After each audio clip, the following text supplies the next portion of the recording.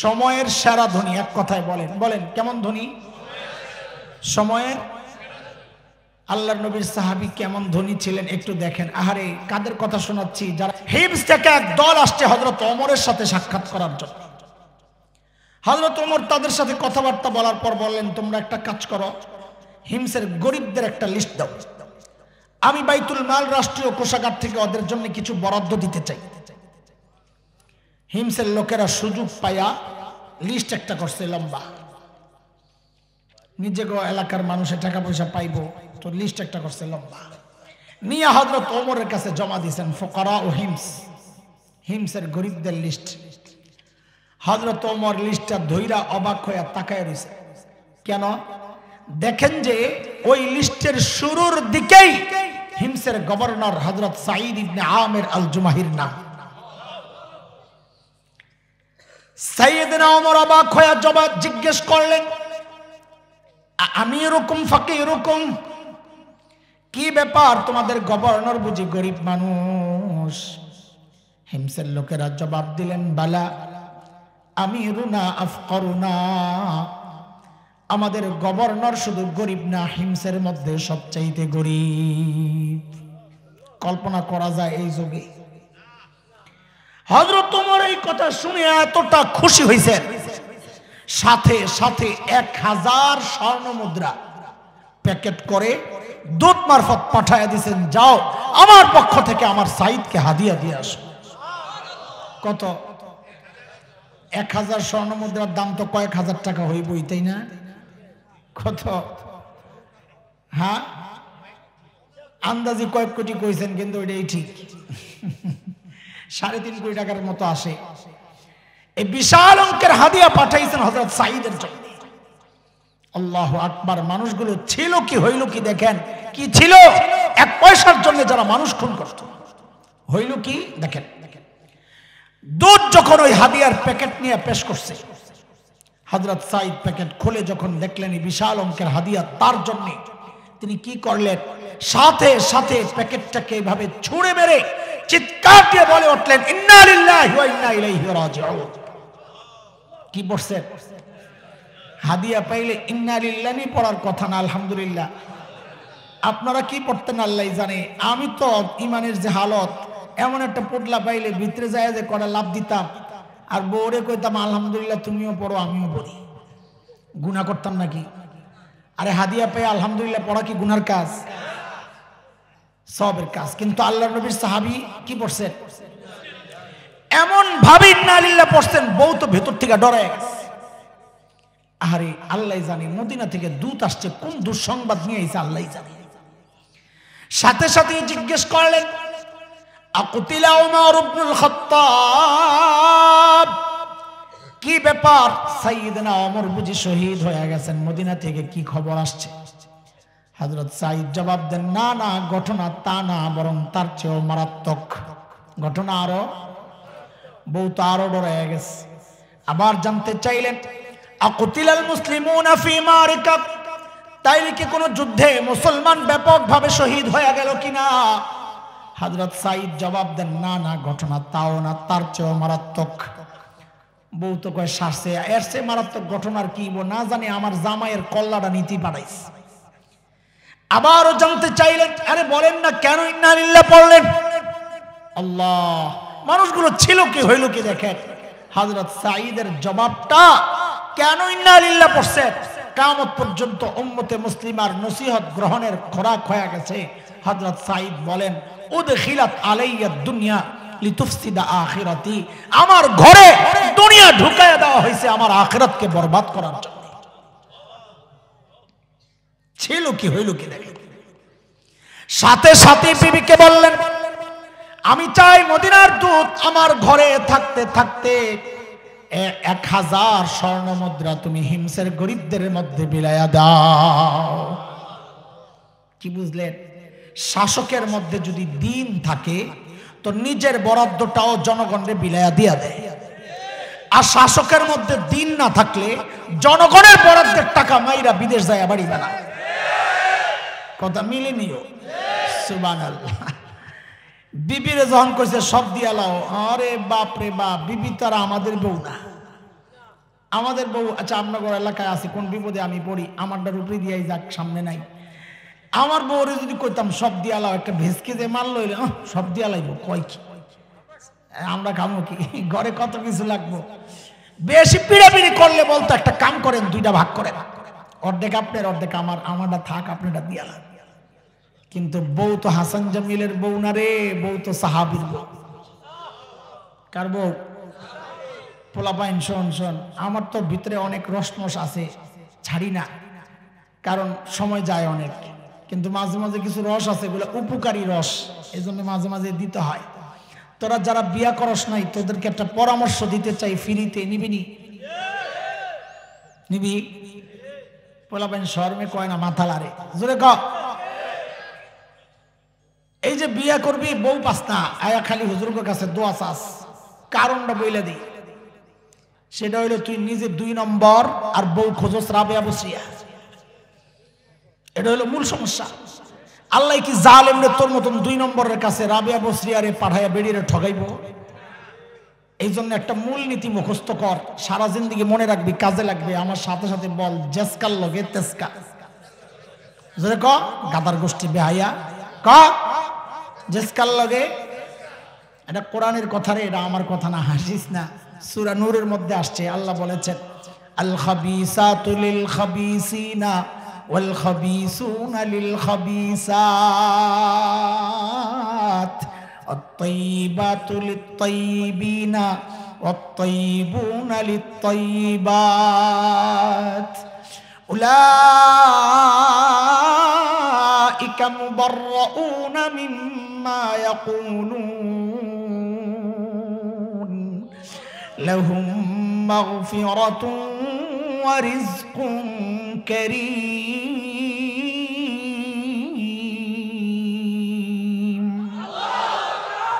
এই আয়াতের ছোট্ট করে তরজমা করলে এটাই বাইর হয়, জেসকার লগে তেসকা। ঠিক নেই কথা? কি কথা ক?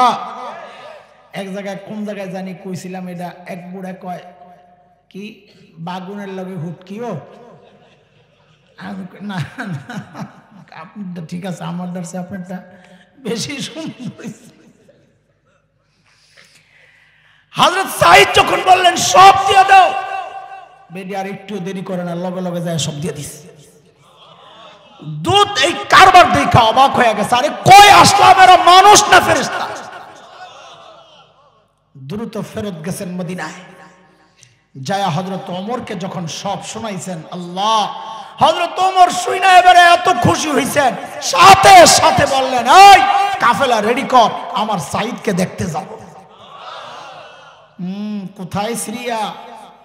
এটা এই জমানা না, টিকিট কেটে কুট করে দৌড় মারা যায়, বিকালের ফ্লাইটে আবার চলে আসা যায়। এত দূরের সফরের জন্য বহুদিনের সফর প্রস্তুতি দরকার। আবার ওমরের মতো শাসক মদিনা ছাইরা চলে যাবে, এটাও তো অনেক ব্যাপার। কিন্তু হযরত ওমরের হৃদয়টা এতটা আলোড়িত আন্দোলিত হয়েছে, হযরত সাঈদকে দেখার জন্য অস্থির হয়ে গেছে। চল কাফেলা রেডি কর। সাইয়েদনা ওমরের কাফেলা যখন হিমসে ঢুকে, গোটা হিমস যেন ভেঙ্গে পড়ে। চারদিক থেকে হাজারো মানুষ ছুটে ছুটে আসছে। কেন হারি? মদিনা থেকে আমাদের আমিরুল মুমিনিন আসছেন, আল্লাহর নবীর শ্রেষ্ঠ সাহাবী ওমর ইবনুল খাত্তাব আসতেছেন এক নজর দেখার জন্য। হযরত ওমর বসা, পাশে সাঈদ ইবনে আমির আল জুমাহি। হযরত ওমর চিন্তা করলেন, সাঈদকে আমি তো ভালো জানি, কিন্তু জনগণ কি বলে, এই সুযোগে একটু পরীক্ষা করে নেওয়া যাক। ডাক দিয়ে জিজ্ঞেস করলেন, এই হিমসের মানুষ, তোমাদের গভর্নরের বিরুদ্ধে কারো কোনো অভিযোগ আসেনি? থাকলে দাঁড়ায়া যাও। বাপরে, এই জমানায় এই কথা কইলে পাবলিক নিচের দিকে তাকায়া কইব অভিযোগ তো আছে, কিন্তু দাঁড়ানো না, তাইলে সকালে শুয়া পড়া লাগবে। ঠিক নিও, মানুষ ডরে ঠিকও কয় না, থাক কইস না, আমরাই মরি, তোরা থাক। হযরত ওমরের এই কথা শুই না, সাথে সাথে কোন থেকে এক বুড়া দাঁড়ায় গেছে, আছে অভিযোগ আছে। মানুষের স্বভাব হইল মানুষ অনুকরণ প্রিয়, দেখে দেখে কাম করে।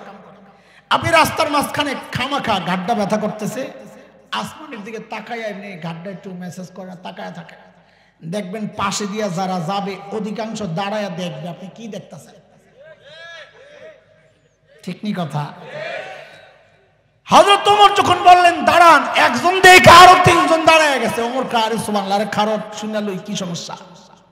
কলিজা মুচুর দিয়ে উঠছে, কারো দেখতে এলাম, এর বিরুদ্ধে দিকে অভিযোগের শেষ নাই।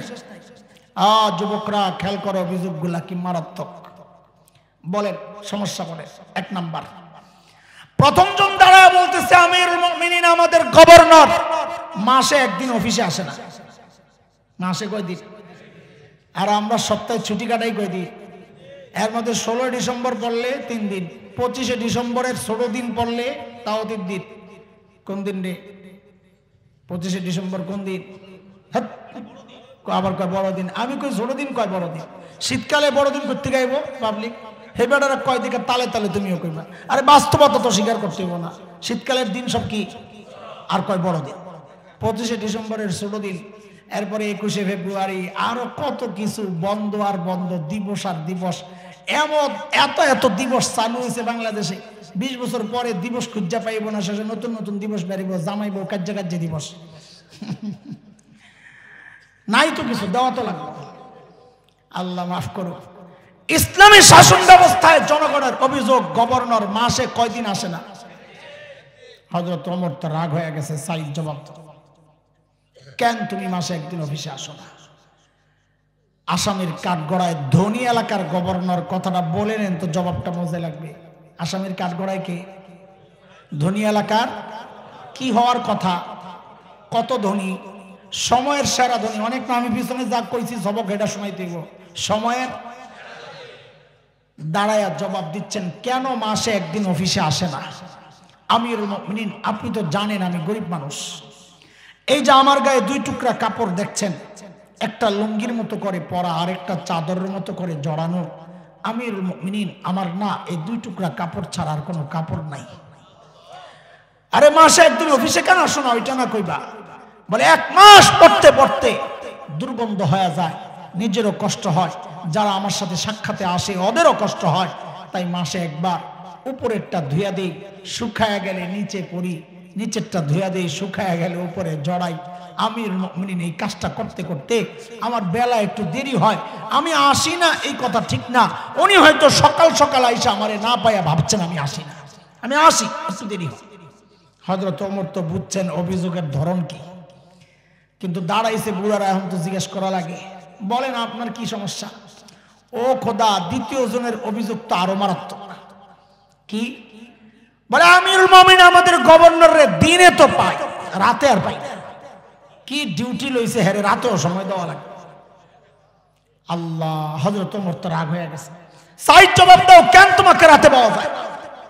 আসামির কাঠ গড়ায় আল্লাহর নবীর সাহাবী। ও কাদের কথা শোনাইতেছি, মাথায় রাখা লাগবে। যারা সফরে বের হলে বগলের নিচে করে মূর্তি লইয়া যাইত যেন পূজা মিস না হয়, ওদের কথা শোনাইতেছি। এক এক সময় এক একটা টান দিয়ে আনবো, তো মাথায় রেখে। আসামির কাঠ গড়ায় আল্লাহ নবীর সাহাবী কাচুমাচু হয়ে জবাব দিচ্ছেন, কেন রাতে পাওয়া যায় না? আমিরুল মুমিনিন কসমতু হায়াতি বাইনা রাব্বি ওয়া বাইনা ইবাদি। আমিরুল মুমিনিন জীবনটারে 2টা ভাগ করছি। একটা ভাগ রাতটা আমি আমার মালিককে সময় দেই, আর দিনটা মালিকের বান্দাদেরকে সময় দেই। সফরে বের হলেও যেন পূজা মিস না হয়, মূর্তি লইয়া যাইতো, আর এখন তারা রাত দেয় মালিককে। কোরআনী শিক্ষার প্রভাব, নববী আদর্শের প্রভাব। আমরা তো ব্যস্ত মানুষ, মালিককে সময় দেওয়ার টাইম কোথায় আমাদের? কত কাজ না, ব্যবসা বাণিজ্য, ক্ষেত খামার, সংসার, পরিবার, সমাজ, রাজনীতি, নেতা খেতা, কত কাজ আমার। সুবহানাল্লাহ। এরে জালিম, আমি আর তুমি ছাড়া দুনিয়ার সব মালিককে টাইম দেয়। ওই একটা গাছের দিকে তাকায়া দেখো না, কি মনে হয় গাছটা বুঝি এমনি দাঁড়ায় আছে? না না না, ওই গাছটাও দাঁড়ায়া দাঁড়ায়া মালিকের তাসবিহ পড়ে। যে কুকুরটাকে নিকৃষ্ট প্রাণী মনে করে তাড়ায়া দেই, ওই কুকুরটাও রুকুর হালতে মালিকের তাসবিহ পড়ে। যে পোকামাকড় গুলো রে পায়ে দলে মেরে ফেলি, ওই পোকামাকড় গুলো সেজদার হালতে মালিকের তাসবিহ পড়ে। পড়ি না কেবল আমি আর আপনি, আমাদের হাতে সময় নাই, ব্যস্ত। অথচ এই হায়াতের একটা ভাগ ফেসবুক কিন্তু ঠিকই পায়, এই হায়াতের একটা ভাগ ইউটিউব কিন্তু ঠিকই পায়, এই হায়াতের একটা ভাগ খেলোয়াড় গায়ক গায়িকা নায়ক নায়িকা কিন্তু ঠিকই পায়, আমার সমাজ পরিবার সন্তান এমনকি আমার নেতাও পায়। পায় না কেবল আমার মালিক। মালিককে টাইম দেওয়ার সময় আমার হাতে নাই, আমি ব্যস্ত মানুষ। কসম আল্লাহর, সময় একদিন আসবে করার থাকবে না কিচ্ছু। সেদিন চিৎকার করে করে শুধু কানবো আর বলবো, ইয়া লাইতানি কদ্দামতু লিহায়াতি। আরে সময় মতো যদি একটু পুঁজি বানায় আসতাম তো আজকে আর এই বিপদে পড়া লাগে না। আরে বাবা শোনেন শোনেন, পুঁজি কিন্তু লাগবে। একটু বাহির থেকে আসতেছি আবার ওই মূল লাইন থেকে। পুঁজি কিন্তু লাগবে যুবক মা, যে যেখান থেকে শুনছেন আমাকে, পুঁজি কিন্তু লাগবে। মালিকের সামনে দিয়া পুঁজি ছাড়া কিন্তু পার হওয়া যাবে না। কার কি পুঁজি আছে আমার তো জানা নাই, আমার নিজের নাই, তাই এইভাবে বলতেছি। পুঁজি কিন্তু লাগবে। যুবকদেরকে শোনানোর জন্য বিশেষ করে একটা ছোট্ট ঘটনা শোনাই। গত বছরের গল্প আমি অনেক বলেছি, কোন বয়ানে এই ঘটনাটা যতবার বলেছি আমার মনে পড়ে না কোন ঘটনা। সব ঘটনা একখানে করলেও মনে হয় এটার মতন বলি নাই এত। কেন বলেছি? কারণ আমার হৃদয়ে খুব ছুঁয়েছে। আমি চাই এটা সকলের হৃদয়ে ছুঁয়ে যাক, সবার হৃদয়ে ছুঁয়ে যাক। সেটা হচ্ছে, গত বছর আমার মাদ্রাসার এক শিক্ষক আমার অফিসে আমারে ডাক দিয়ে বলতেছে, ভাই আপনার একটা ভিডিও দেখায় আসে। কি ভিডিও? তার মোবাইলে কোনো এক আরব দেশের এক টেলিভিশনের প্রোগ্রাম। তো একটা ছোট্ট বাচ্চার সাক্ষাৎকার দিচ্ছে একজন। বাচ্চাটার বয়স বড় জোর 13-14 হবে, ছোট্ট বাচ্চাটা। অন্ধ মানে চোখ গর্ত, ভিতরে ডাবানো, আমরা আরবিতে বলি মাকফুফুলাই, গর্ত চোখ। তো উপস্থাপক যিনি প্রোগ্রামটা চালাইতেছেন তিনি বাচ্চাটাকে জিজ্ঞেস করতেছেন, আচ্ছা তোমার যে এই চোখ দুইটা নাই, তুমি কি আল্লাহর কাছে এই নিয়ামতটা ফেরত চাও? বাচ্চাটা ভাবলিসীন জবাব দিয়ে দিল যে না, আমি এই নিয়ামত ফেরত চাই না। আমি তো অবাক হয়ে গেছি, কিরে বোকা নাকি, এই নিয়ামত ফেরত চাই না, কেমন বোকা। তো ভাবলাম আহারে বয়স কম তো এখনো বুঝে নাই এই নিয়ামতটা কত দামি নিয়ামত। আমি তো ভিডিও দেখা অবাক হয়েছি, কিন্তু যিনি সামনাসামনি বসা তিনি তো আরো অনেক বেশি অবাক হওয়ার কথা সরাসরি। তো তিনি অনেক বেশি অবাক হয়েই জিজ্ঞেস করলেন, লিমাজা, আরে কেন তুমি এই নিয়ামত ফেরত চাও না, এটা কেমন কথা? আরে বাচ্চাটার জবাবটা শুনে বুঝছি বোকা ও না, বোকা তো আমি। আল্লাহকে সাক্ষী রেখে বলছি আপনাদেরকে, ওর জবাবটা শুনি না বাচ্চাটার আমি সাথে সাথে কান্না করে গেছি। বললো কি সে? এটা বলি কি জানেন? দেখেন কি পুঁজি বানাইছে ছোট্ট মানুষ, ওর বুঝটা কত সুন্দর। ওকে যখন জিজ্ঞেস করা হলো তুমি কি এই নিয়ামত ফেরত চাও, বলে না চাই না। বলে কেন চাও না? বলে হাসরের মাঠে যখন বিচার শুরু হয়ে যাবে, যখন আমার ডাক পড়বে। বলে ছোট্ট মানুষের কি ডাক, কিন্তু ওর চিন্তাটা কত উঁচা। বলে দুনিয়ায় আমি এই নিয়ামত এই জন্য চাই নাই, পুঁজি বানাইছি, পুঁজি। হাসরের মাঠে যখন আমার ডাক পড়বে তখন যেন আমি আমার মালিকের সামনে নত জানু হয়ে বলতে পারি, ও আমার মালিক, ও আমার মালিক, দুনিয়ায় তো তুমি আমার এই নিয়ামতটা দেও নাই, ওগো মালিক, ওই উসিলায় কি আজকে আমার আযাবটা একটু কমায়া দেওয়া যায় না? আমি কাঁদতেছিলাম। ঠিক উল্টা চিন্তা করে, যাহারে আমার মালিক যদি আমি যখন হিসাব দিতে যাব ঠিক উল্টা প্রশ্নটাই যদি আমারে করেন, ঠিক উল্টা প্রশ্ন, আমি তো চোখওয়ালা, তা আমার তো উল্টা প্রশ্নই করবে। আমি যখন আমার মালিকের সামনে দাঁড়াবো হিসাবের জন্য, তা আমার মালিক যদি আমারে ধরে বলেন, এরে হাসান জামিল, তোকে তো দুনিয়ায় চোখের নিয়ামতটা দিছিলাম, তুই তো ভোগও করছস, এখন আযাবটা একটু বাড়ায়া দেই, তা আমি কি জবাব দেব? তোকে তো জবানের নিয়ামত দিছিলাম, তুই তো ভোগও করছস, এখন আযাবটা একটু বাড়ায়া দেই, তা আমি কি জবাব দিব? এরে বাবা আপনি কি জবাব দিবেন?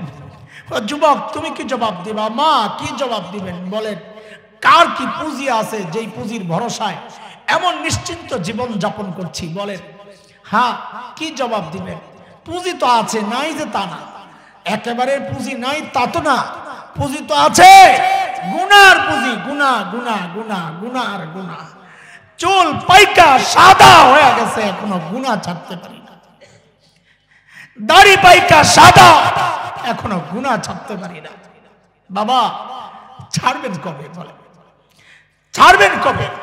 জিজ্ঞেস করি, ছাড়বেন কবে গুনাহ বলেন?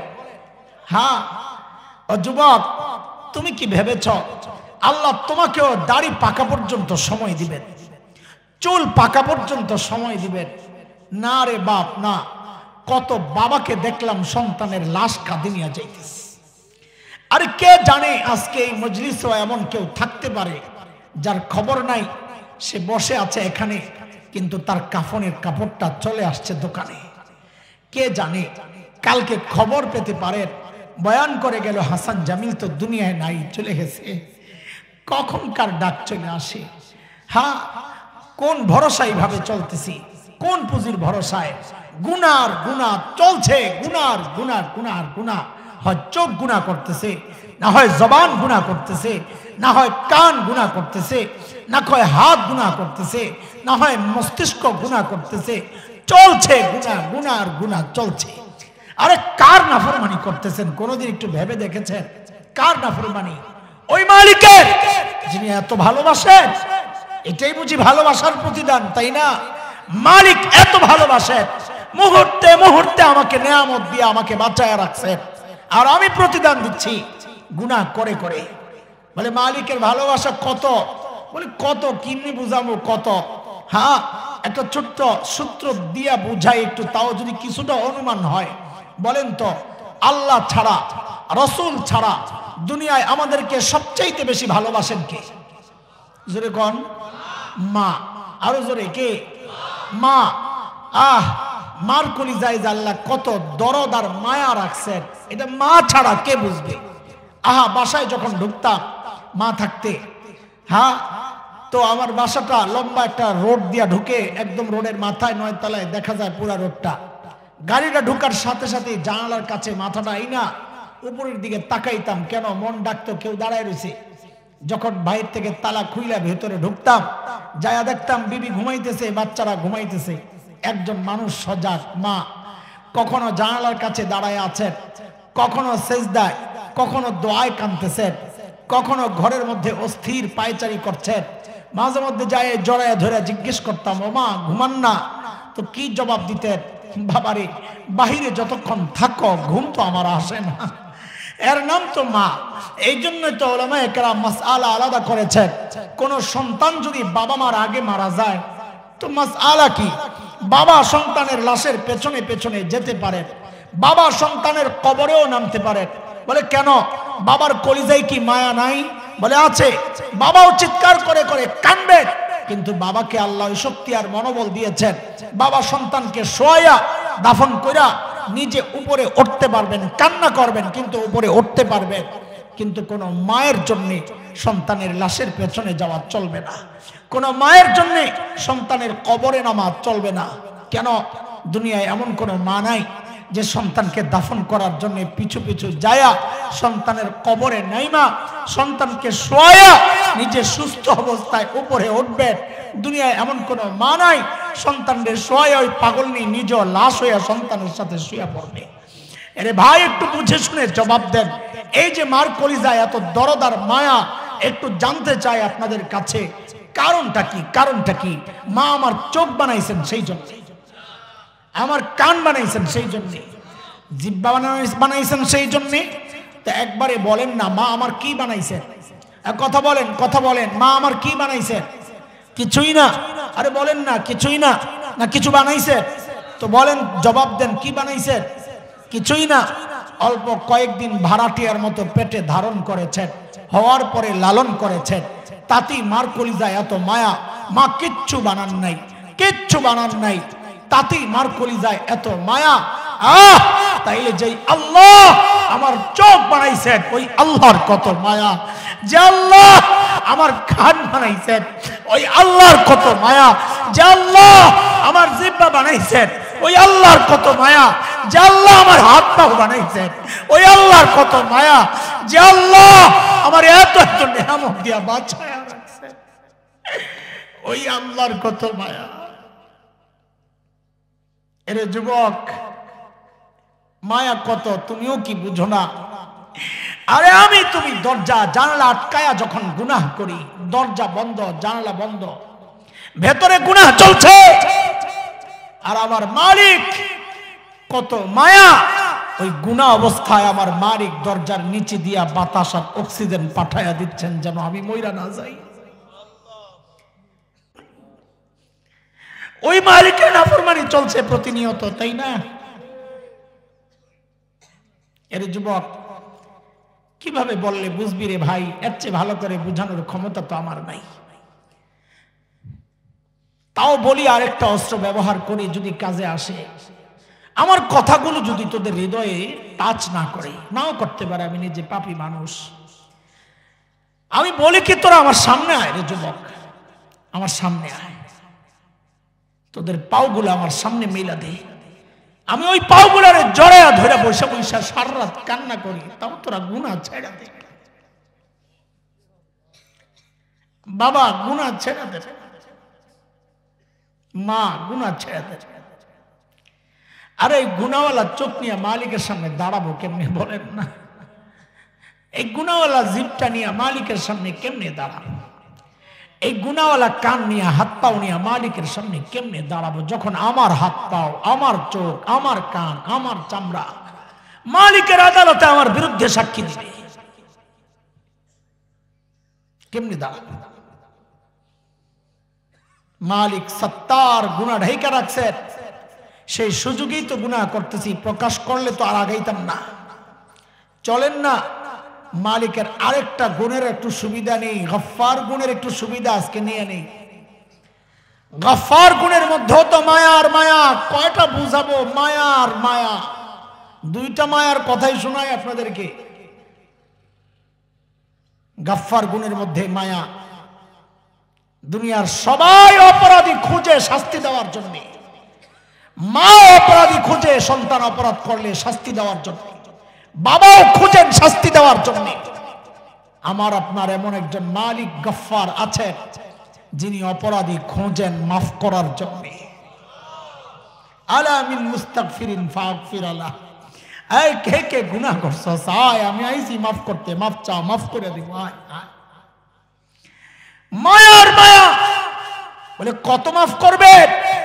বলে শয়তান যখন আল্লাহকে চ্যালেঞ্জ করেছে, আল্লাহ আমি আপনার বান্দারে গুনাহ করাইতেই থাকবো, করাইতেই থাকবো, করাইতেই থাকবো, গুমরাহ করতেই থাকবো, করতেই থাকবো, করতেই থাকবো, তো আল্লাহ তাআলার জবাবের ঢংটা এমন, শব্দ হবু এমন না, জবাবের ঢংটা এমন, আয় শয়তান তোর হুমকি ধমকি কি শেষ? বলে হ্যাঁ শেষ। বলে তোর হুমকি ধমকি যদি শেষ হয় তো এবার আমারটাও শোন। বলে তো বলেন। তা আল্লাহ জবাব দিচ্ছেন, তুই আমার বান্দারে গুমরাহ করতেই থাকবি, করতেই থাকবি, করতেই থাকবি? বলে হ্যাঁ। তো আমারটাও শোন, আমিও আমার বান্দারে মাফ করতেই থাকবো, করতেই থাকবো, করতেই। আয় গফফার, আহ এই মালিক, মায়ার মালিক। মুহতারাম হাজরিন, চলে গেছি বহুদূর, চলেন আবার লাইনে চলে আসি। মনে আছে কিনা হযরত সাঈদ ইবনে আমির আল জুমাহি, ওমর প্রশ্ন করতেছেন, সবাই তারা প্রশ্ন করতেছেন, সাঈদ জবাব দিচ্ছেন। আমি ঘটনার আগাইতে চাই না, লম্বা হয়ে যাবে। যতটুকু দরকার ছিল বুঝানোর জন্য, কি বুঝাইতে চাচ্ছিলাম, মানুষগুলা ছিল কি, কোরআনী শিক্ষা নববী আদর্শে হইল কি? এই পাশের কয় কথা বলেন, ছিল কি, হইল কি, মাঝখানে কি ঢুকছে? কি ঢুকছে? কোরআন ঢুকছে আর নববী আদর্শ দিয়া প্যাকেট হইছে। এবার এই তিন কথারে প্যাকেট করে গিট্টু লাগায় পকেটে ঢুকান। ওই তাড়াতাড়ি ওই পোটলা খোলেন, সময় নেব না, মনে করি না এক পোটলা এতক্ষণ লাগছে, আরেক পোটলা কতক্ষণ লাগে, 2-4 মিনিটের মধ্যে শেষ করছি ইনশাআল্লাহ। বলেন ওই পোটলা বের করেন। মনে আসেনি কয় কথা? কি কথা? ধরলাম কি, ছাড়লাম কি? আহারে, এইবার আমার একটা প্রশ্ন, আমি উত্তর চাই আপনাদের কাছে। আচ্ছা, যেই কোরআন ধরে সাহাবায়ে কেরাম সর্বশ্রেষ্ঠ মানুষ হয়ে গেছেন, ওই কোরআন তো আল্লাহ আসমানে উঠায়া নিয়ে গেছেন, তাই না? আছে? পাওয়ার কমে গেছে? আগের মতোই? কথা বলেন। তাহলে এই কোরআন কি আমাদেরকে সর্বশ্রেষ্ঠ মানুষ বানাতে পারেন না? পারেন। কে কে বিশ্বাস করেন এটা? আল্লাহু আকবার। আমিও বিশ্বাস করি, মাশাআল্লাহ, হাত নামান। আরেকটা প্রশ্ন করি, বুঝে শুনে জবাব দিয়ে। আমরা কি আমাদের সন্তানকে সর্বশ্রেষ্ঠ মানুষ বানাতে চাই? কে কে চাই? আল্লাহু আকবার। হ্যাঁ, যাদের সন্তান নাই তারাও ওঠাও হাত। ওঠা বেটা, ভবিষ্যতে হইব না? হাত নামা। এই যে হাত উঠাইছেন দুই জায়গায়, রাগ করেন না, রাগ করেন না, কষ্ট নিয়েন না। এখানে এমন অনেক আছে, সবাই না, যারা এই দুই কথায় দুইটাতেই অথবা যে কোনো একটাতে মিথ্যা কথা বলেছেন। আপনি সত্য বলেন নাই। বলে কেমনে মিথ্যা বললাম? বলে হ্যাঁ বলেছে। আপনারা প্রথম বললেন কোরআন সর্বশ্রেষ্ঠ মানুষ বানায়, বলেন নাই? এরপর বললেন নিজের সন্তানকেও সর্বশ্রেষ্ঠ বানাতে চান না। এইবার দুইটারে দাঁড় করে দেখেন মিথ্যা কইছেননি। যদি আগেরটা সত্য হয় যে কোরআন সর্বশ্রেষ্ঠ মানুষ বানায় আপনি বিশ্বাস করেন, তাহলে পরেরটা মিথ্যা। কারণ আপনি যদি আপনার সন্তানকে সর্বশ্রেষ্ঠ মানুষ বানাতে চাইতেন, তো আপনার আগের দাবি অনুযায়ী সর্বশ্রেষ্ঠ বানাইতে কোরআনী শিক্ষা প্রতিষ্ঠানে আপনার সন্তানকে পাঠানোর কথা ছিল, পাঠান নাই। তার মানে আপনি মিথ্যা বলেছেন, সন্তানদের সর্বশ্রেষ্ঠ বানাতে চান না। চাইলে তো মাদ্রাসায় পাঠাইতেন, আপনার কথা অনুযায়ী, আমার কথা না। তাহলে মিথ্যা বলছেন না বলেন নাই? আচ্ছা, যাই করছেন, আগেই বলেছি আপনাকে খোঁচানোর জন্য, কষ্ট দেওয়ার জন্য কথাগুলো বলছি না। এবার একটু দিল থেকে বলেন তো, কাজটা যা করছেন এটা ঠকেছেন না জিতেছেন? দিল থেকে কইতেছেন? আপনারা কইলেও ঠকছেন, না কইলেও ঠকছেন। আমরা যারা মাদ্রাসায় পড়েছি আমরাও ঠকি নাই, আমাদের মা বাবাও ঠকেন নাই। আমি সময় কম, আমি কেন ঠকি নাই আমি এটা ব্যাখ্যায় যাব না ইনশাআল্লাহ। আজকে শুনতেছিলাম মাওলানা মঞ্জুর মিঙ্গল সাহেব পাকিস্তানের জামিয়া ফারুকিয়া ছিলেন, এখন আলাদা মাদ্রাসা করছেন। অনেক মুহাক্কিক আলেম, একটু ফানি করেন, হাসি তামাশা করেন, খুব মুহাক্কিক আলেম। তো তিনি বলতেছিলেন তারিক জামিল সাবরে পারভেজ মুশাররফ দাওয়াত দিয়া খাওয়াইতে বসাইয়া, পারভেজ মুশাররফ পাকিস্তানের সাবেক সেনা প্রধান আর প্রেসিডেন্ট, তারিক জামিল সাহেবকে বসাইয়া খাওয়াইতে বসাইয়া মাওলানা তারিক জামিল সাহেব, আপনার যে মেধা, আপনার বলার যে সৌন্দর্য, আপনি কেন একজন বড় ডাক্তার হইলেন না? আপনি তো কলেজেই পড়তেন, আপনার কি চমৎকার, আপনি বড় ডাক্তার হইতেন। তো তারিক জামিল সাহেবের জবাব একটাই, পারভেজ মুশাররফ সাহেব আপনি কতজন ডাক্তারের দাওয়াত দিয়ে না খাওয়ান? কথা বুঝেন নাই আপনারা? না, আমাদের কথাও তাই, আমরা ঠকি নাই। আমি এরকম উদাহরণ দিলে আপনারা বুঝবেন যে ঢোল পিটায়, আমি ওইদিকে যাবই না। আমি শুধু বলতে চাই আমার মা বাবাও ঠকেন নাই, শুধু এতটুকু বলতে চাই। যেহেতু আপনারা মা বাবা বসা, ওইটা দিয়েই বলতে চাই। কেন দেখেন, প্রতিদিন 3টা 4টা করে 5টা, এই 2 দিন আগেও 5টা প্রোগ্রাম করতে হয়েছে, 3 দিন আগে 24 তারিখ 5টা প্রোগ্রাম করতে হয়েছে। এমন মাঝে মাঝে হয়ে যায় হামলা পরে, এমন ভাবে ধরে মানা করতে পারি না। এই এমন কোন দিন আমাদের উপরে দিয়া যায় বলে আমার তো মনে পড়ে না যেদিন দোয়ায় বলি না রব্বির হামহুমা কামা রাব্বায়ানি সাগীরা, আমার তো মনে পড়ে না। উপরন্তু আমার কিছু পাগলামিও আছে। আমাদের গ্রামের বাড়ি আপনাদের খুব কাছাকাছি, দাউদকান্দির শেষ সীমা, এদিক দিয়ে খুব কাছে। এই সাচার বাজার আছে একটা, এটার পাশে। হ্যাঁ, আপনার লগে দিয়ে তো সাচার না, সাচারের কাছে। আরে এখন তো এটা বুঝাইতে গেলে আমার আরো 2 মিনিট যাবো, চুপ করেন। আপনি আপনার দেশি মানুষ, এটাই বুঝেন, কথাবার্তা বুঝেন নাই কিছু, যে কাছে কাছে মনে হয়। আচ্ছা ঠিক আছে, আমার তো পাগলামি আছে কিছু, মাঝে মধ্যে গ্রামে চলে আসি, এই মাসেও আসছি। এত ব্যস্ততার মধ্যে দৌড়ে আসি কেন? মা বাবার কবর আছে, মাদ্রাসা আছে পেছনে, মা বাবার কবর জিয়ারত করি। কিন্তু এরপরে আমার কিছু আলাদা পাগলামি আছে, ওইটাও করি। কি? ওই 2 জনের কবরের মাথা তো পাশাপাশি, 2 জনের মাথার কাছে যাইয়া বসি, ওই ছোটবেলার মতো। আরে এখন তো চাইলেই একটু মাথা টিপা দিতে পারবো না, এখন তো চাইলে একটু তেল দিতে পারবো না মাথায়, এখন তো চাইলে একটু পাটা টিপে দিতে পারবো না। এই শীত গেল, চাইলেই তো একটা কম্বল ঢুকাইতে পারবো না। এখন যা পারি তাই করি, আমি এটা করি বাচ্চাদের মতো। ওই মাটির মধ্যে বৈশা কিছুক্ষণ কোরআন শরীফ তিলাওয়াত করি, একটু আওয়াজ দিয়েই পড়ি, জোরে জোরে পড়ি, কিছুক্ষণ কোরআন শরীফ তিলাওয়াত করি। কইরা ওঠার সময় শুধু আল্লাহকে বলি, ও আল্লাহ, এই যে তোমার কালামের তেলাওয়াত করলাম, ও মালিক, এই মানুষগুলোর উসিলায় তারা শিখাইছেন তাই পড়তেছি।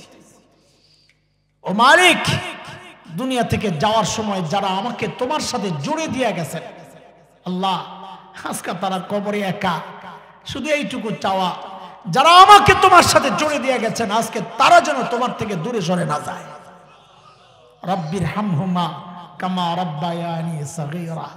এবার বলেন তো, আমার মা বাবা জিতছেন না ঠকছেন? যারা সন্তানকে দিন শিখান নাই, কসম করে বলছি দুনিয়ায়ও ঠকছেন। বলেন না আপনারা, ভিতরে জলে বলেন না। পত্রিকাওয়ালারা খুঁজে খুঁজে রিপোর্ট বের করে, কি রিপোর্ট দিছে? আমার কাছে আছে রিপোর্ট। উচ্চ শিক্ষার হার যত বাড়ছে, সন্তানের সাথে বাবা মার দূরত্ব তত বাড়ছে। এটার প্রমাণ পাওয়া যায় বৃদ্ধাশ্রমে। গত রোজার ঈদের দিনের কথা আছে, ইউটিউবে ভিডিও, আমার একজন ভিডিও ক্লিপ পাঠাইছে, দেখেছি। বৃদ্ধাশ্রমে বুড়া বুড়ি কাঁদতেছে, হাই সোসাইটির অনেক নামি দামি মানুষ বৃদ্ধাশ্রমে, ছেলেরা ইউরোপ আমেরিকায়, ওদের কান্না দেখে আমারও কান্না আসছে। কিন্তু দোস্ত, একটা জিনিস কল্পনা করে গর্বে বুকটা ফুলে গেছে। সেটা কি জানেন? ওই বুড়িরা যখন কাঁদতেছে আর পরিচয় দিচ্ছে, ছেলে ইউরোপ থাকে, আমেরিকায় থাকে, কানাডা থাকে, মেয়ে অস্ট্রেলিয়া থাকে, বুড়া পরিচয় দিচ্ছে, গর্বে একটা জিনিস কল্পনায় গর্বে বুকটা ফুলে গেছে। সেটা হচ্ছে একজন বুড়িও তার পরিচয় দেওয়ার সময় বলেন নাই আমি হাফেজের মা। একজন বুড়াও বলেন নাই আমি আলেমের বাবা। এটা বলতে পারেন না, পারেন এটা বলতে। কারণ ওই হাফেজ আর আলেমকে তার ওস্তাদ শিখাইছে, তোর মায়ের পায়ের তলে তোর জান্নাত, তোর মার খুশিতে তোর জান্নাত, তোর বাবার খুশিতে তোর জান্নাত, হুমা জান্নাতুকা ওয়া নারুকা। যারা সন্তানকে দিন শিখান নাই, শিখাচ্ছেন না, অনেক বড় ডাক্তার ইঞ্জিনিয়ার বানাবেন, বানান, মানা করছে কে? কিন্তু একটু কোরআনী টিকাটা দিয়া লইয়েন তো ডাক্তার হইয়া চুরি করবো না, ডাকাতি করবো না। কোরআনী টিকাটা দিয়ে দিয়েন তো ইঞ্জিনিয়ার হইয়া রডের বদলে বাস ঢুকাইব না।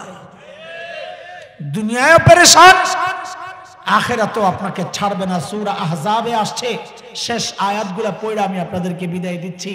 যেই সন্তানের ক্যারিয়ার চিন্তা করে নিজের জীবনটা, ক্যারিয়ারটা শেষ করেছেন, ওই সন্তান আপনার আখিরাতের ক্যারিয়ারটাও বরবাদ করে দিবে। আল্লাহর আদালতে দাঁড়ায়া এই সন্তান অভিযোগ করবে, কি বলে? রব্বানা ইন্না আতানা সাদাতানা ওয়া কুবারানা ফাআদাল্লুনা আস-সাবিলা রব্বানা আতিহিম দি'ফাইনি মিনাল আযাব ওয়ালআনহুম লা'নান কাবীরা। আল্লাহ, আমার বাবা মা, আমার মুরব্বী, আমার অভিভাবক, আমার বড় ভাই, আল্লাহ আমার নেতা, দুনিয়ায় ওদেরকে ফলো করেছিলাম, ওদের কথা মেনেছিলাম, ওরা আমাকে পথভ্রষ্ট করেছে, গোমরা করেছে। আমি আজকে ডাবল শাস্তি চাই। ডাবল বলে, ডাবল কেন? তাফসীর পরে বুঝেন, আগে এইভাবে বুঝেন। বলে আমাকে খাওয়ানোর দায়িত্ব ছিল, খাওয়ায় নাই, এক অপরাধ। বিষ খাওয়াইছে, আরেক অপরাধ। এবার তাফসীর বুঝেন, আমাকে দিন শেখানোর দায়িত্ব ছিল, শেখায় নাই, এক অপরাধ। বদ্দিনই শিখায়া নাস্তিকতার দিকে ঠেলে দিয়েছে, আরেক অপরাধ। এই দুই অপরাধের কারণে আমি ডাবল শাস্তি চাই। আপনি তো আবার রহমান রহিম, আপনার বান্দার করুণ চেহারা দেখলে তো আপনার মায়া লাগতে পারে। ও আল্লাহ, আজকে দুনিয়ায় যারা আমার উপর জুলুম করেছে ওদের জন্য কোনো মায়া আমি প্রত্যাশা করি না। ওয়াল আনহুম লানান কাবীরা, ওদেরকে আপনার রহমত থেকে দূরে, বহু দূরে সরায় দেন। নাউযুবিল্লাহ। যেখানে সন্তান পড়ার কথা রব্বির হামহুমা কামা রাব্বায়ানি সাগীরা, সেখানে পড়ছে ওয়াল আনহুম লানান কাবীরা। আল্লাহ তাআলা আমাদেরকে ভয়ঙ্কর অবস্থার মুখোমুখি হওয়া থেকে হেফাজত করেন। নিজে দিন শিখবো, কোরআন শিখবো, সন্তানকে শিখাবো। শেষ কথা ইনশাআল্লাহ। ওই যে শুরুতে বলেছি সমস্যা কয়টা, সমাধান। এবার শেষ করছি এই দুই কথা দিয়েই। কিয়ামত পর্যন্ত দুনিয়ার যত সমস্যা আছে সব সমস্যার পেছনের মৌলিক সমস্যা ওই দুইটাই। দ্বীনি শিক্ষা না থাকা, চারিত্রিক সমস্যা। এই দুই সমস্যা থাকলেই সে অপরাধ করবে।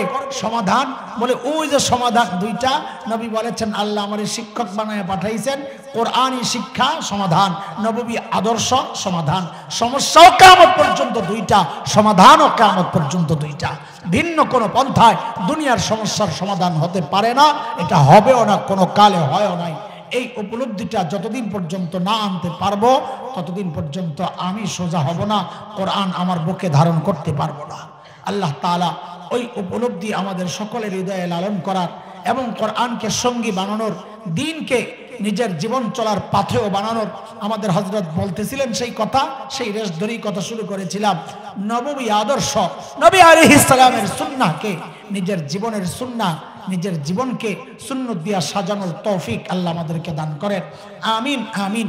ওয়া আখিরু দাওয়ানা আলহামদুলিল্লাহি রাব্বিল আলামিন।